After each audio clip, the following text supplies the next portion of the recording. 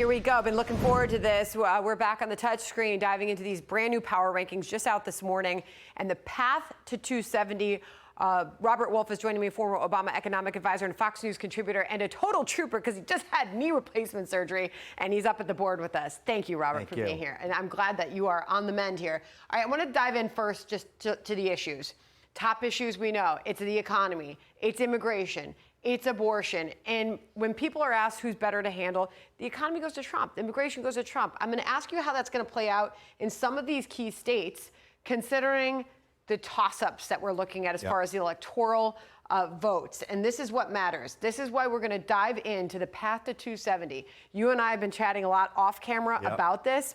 I'm going to run through a scenario for our viewers, two scenarios, and then you run through yours. Right. Because what many people are saying is the easiest path to victory for Trump is Pennsylvania, North Carolina, and Georgia. If he secures victory in those three states, he's at 270. Okay, she can win Michigan, she can win Wisconsin, Arizona, Nevada, and she still comes up short.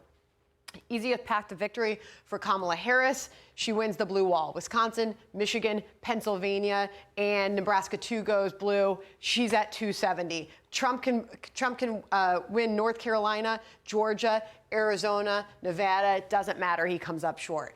What are you watching? So you and I, 2 weeks ago, I said I think Trump would be winning, and I've changed it about a week ago for three different reasons. The first one is, on the economy, when you and I chatted 2 weeks ago, he was up 15 points. He's only up 7 today. Okay. But I think more importantly, I think we're missing some really things we've seen in past elections. One, I would actually lean North Carolina to Kamala. Oh, you're going back to path to victory. Let's do it. Let's do it. And the reason I would do that is I think we're underestimating the impact of Robinson and Stein. I think Stein's going to win the governorship by 15 points. Wow. And remember, Biden only lost by 1.5 points to Trump in 2020. So that's one. All right, this is your take. You say give North Carolina Kamala. Keep going.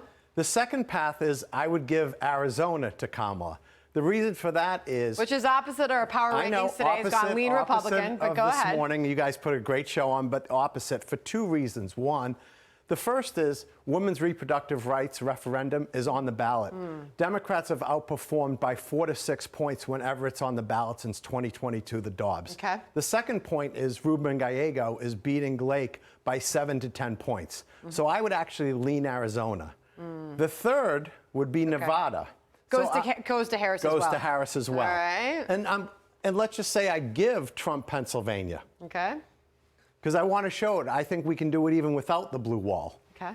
If you give Nevada, Arizona, and North Carolina, and Michigan and Wisconsin to Kamala, she doesn't need Pennsylvania, although I do think she will get the blue wall. And the reason I think Nevada is, once again, women's reproductive rights is on the ballot. And I just think that we have misrepresented polling since Dobbs by 4 to 6 points. So, listen, I think she's going to win the blue wall, but there's no question it's a toss-up. I was in Pennsylvania over the last weekend. The advertisements that President Trump has are quite strong and powerful, and the advertisements that Kamala have are quite strong and powerful. But in my opinion, it's the first time I've said I would be leaning Kamala. I think she has more pathways to victory. Interesting. You look at some of these counties outside of Philadelphia, Chester County, as you always know, we watch closely, see how much Joe Biden ran it up in 2020, Montgomery County, Bucks County. We're going to be looking at this closely in the 4 o'clock hour. You remember just how close it was in some of these suburbs outside of Philadelphia. Joe Biden won that by 4 points in 2020. Look at how close it was back in 2016. Hillary Clinton won by just 0.6 percentage points in Bucks County. So what are you watching here as far as the county breakdown outside of Philadelphia, those cities versus the suburbs? It's interesting. I was just in Bucks County, and there were a lot of Trump signs there. There were not as many Harris signs. That disappointed me. But what I would say is I was with the campaign over the weekend. They did over 15 million phone calls and knocked on over 1.5 million doors just in the 3 blue state walls. So I think the ground game doesn't surprise me. I'm a big fan of David Plouffe and Jen O'Malley Dillon from the Obama days, but it's going to be all about the ground game.